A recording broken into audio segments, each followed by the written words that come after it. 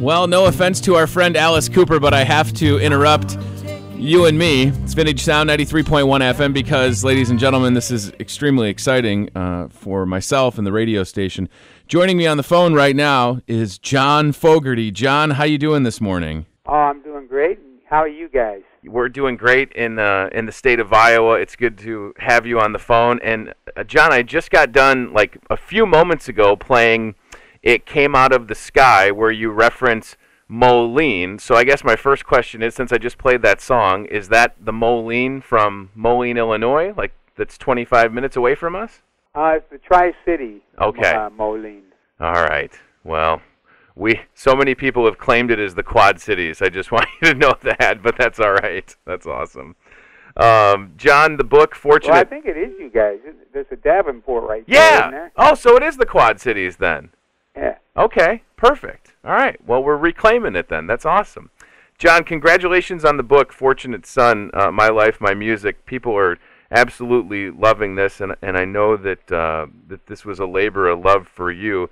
I thought your process was interesting, though, because what was it, like 8 years ago you had somebody interview you on camera, and then did the book idea spawn from that interview process, or what? Well, yeah, Julie, my wife, was really helping move the idea along, and so we did go through that interview process. It didn't become a book then, but of course, when I got together with Jimmy McDonough, who was sort of my collaborator on the book, he looked at all those tapes, of course, and he was a great guy to be with.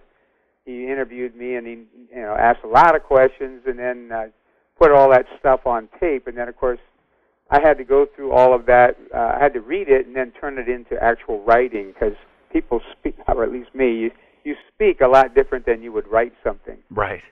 I can't even imagine.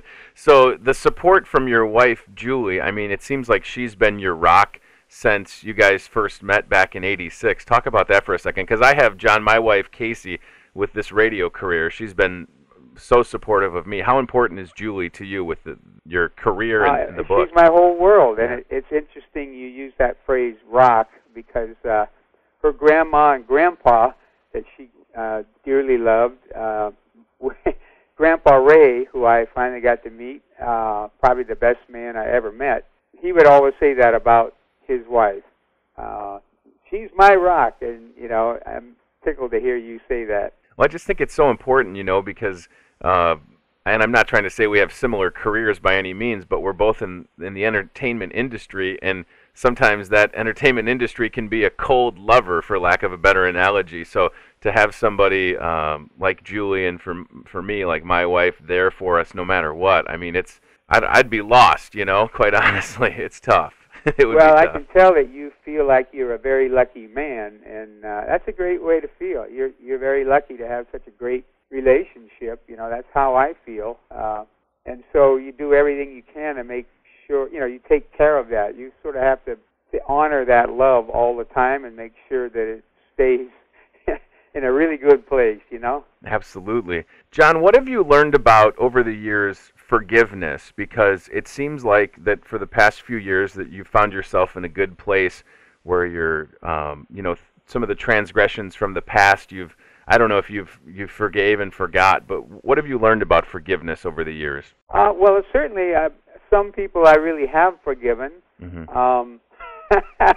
That's a good thing to do, but there are other people that you just sort of put them on the shelf. I have to admit, with Mr. Saul Zantz, I don't think forgiveness would be the word. I just sort of have forgotten most of the stuff because it doesn't matter to me anymore. My heart is full of love. It kind of pushed out all the anger and bitterness and all that sort of thing. That's a great point. If you're just joining us, John Fogerty's on the phone. Fortunate Son, My Life, My Music. John, you were on The Voice the other night, and talk about that experience. They reach out and say, hey, do you want to come on The Voice? You probably maybe knew of the show. Were you hesitant at all to join The Voice for that appearance? Oh, no, not at all. I had appeared on last season's finale with Sawyer Fredericks, and, it was great. I think we sang Have You Ever Seen the Rain together and a couple of others.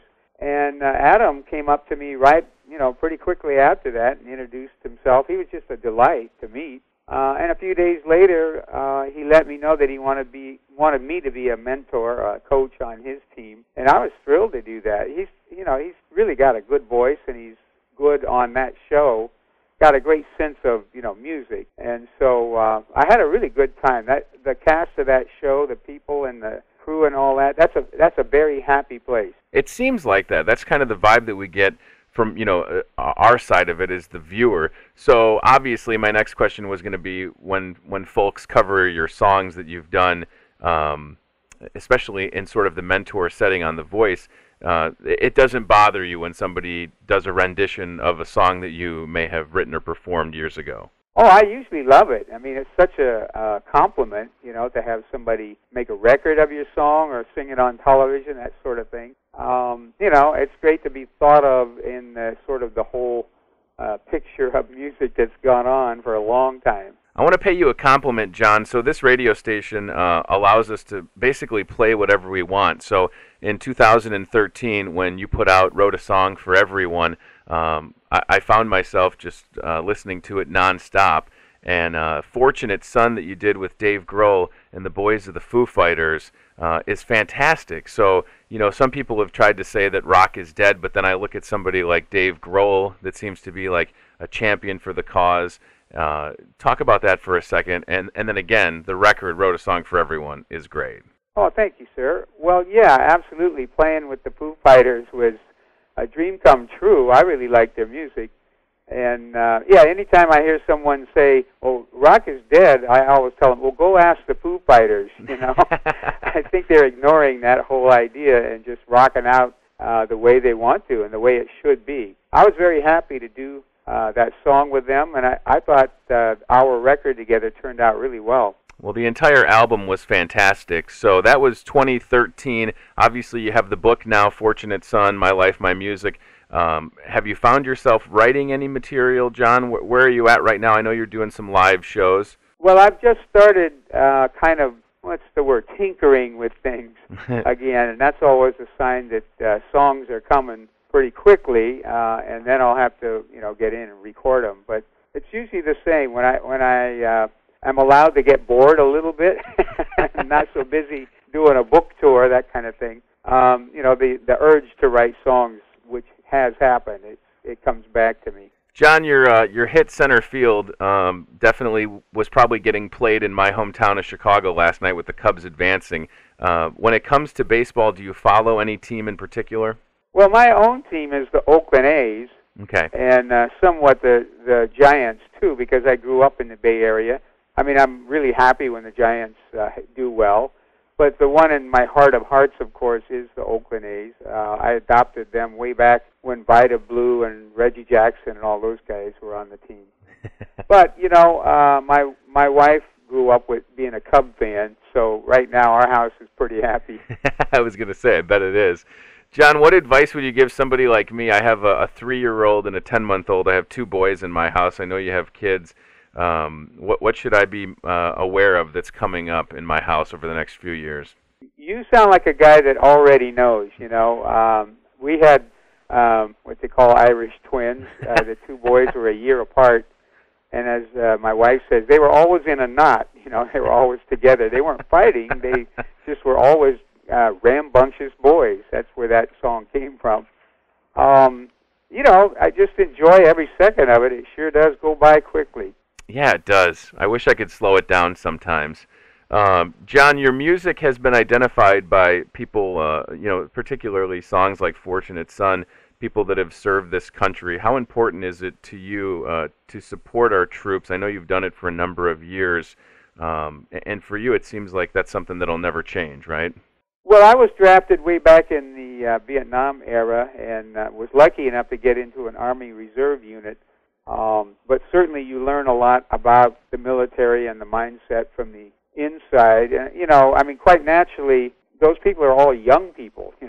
They basically are sending kids to go fight these wars, and I think we all owe them everything, a big debt of gratitude. When you got into the service and then out of the service, did that affect your songwriting at all back in the late 60s? Or did it help it, hinder it?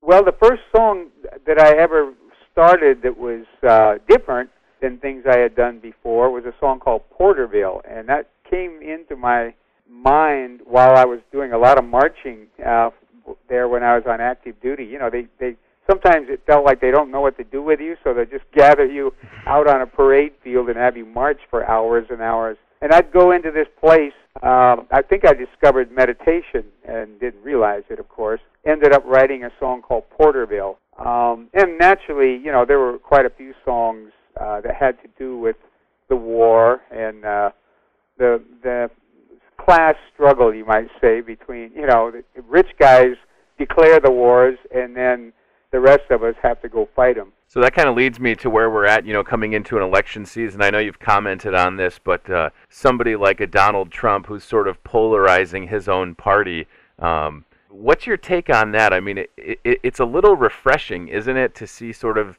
somebody that's not afraid to say what they think, whether or not you agree with them, you know what I mean? Well, I have, you know, I'm a lifelong liberal, so I'm probably not going to be voting for Donald, but I find it fascinating. You know, I thought his announcement and then candidacy. I thought it'd be over in about 5 minutes. But you know, the people have a voice, and apparently he's touching some kind of nerve, certainly. I find that fascinating. And of course, he is upsetting a lot of Republicans, so that's okay. Oh, man, it's entertaining to watch, that's for sure. And Steven Tyler just had to send him a cease and desist to stop using Dream On, even though Steven's a Republican, which I thought was absolutely hilarious. Like, hey, I support what you're saying, but you can't use my song. So, listen, John, I just want to say thank you for taking the time this morning. I truly appreciate you, and I want everybody to check out the book, Fortunate Son, My Life, My Music, available right now. Have a fantastic day, John Fogerty. Thank you, sir. You too. And anytime you want to come back to Quad Cities or check out Moline, let me know, and we'll get it done, okay? You got it. Thanks, sir. Thanks, John. Take care.